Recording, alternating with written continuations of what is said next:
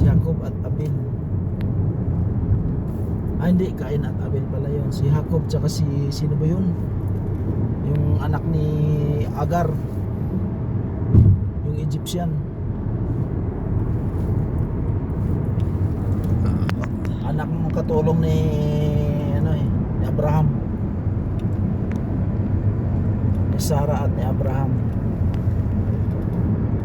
Yung yung sinipingan niya pumayag si Sarah na sipingan niya yung katulong nila si Agar. Pinangakuan na siya ng Panginoon na maging 99 years old yung magkakaanak sila, di ba? Nagkaanak sila bigla. Tapos si Agar naman, naglaya si Agar. Sabi ng anghel, bumalik ka, humingi ka ng tawad, pasakop ka sa kanila hanggang sa may panganak mo yung anak mo. Tinanggap naman ni Sarah yun Kaso nung may panganak si Isaac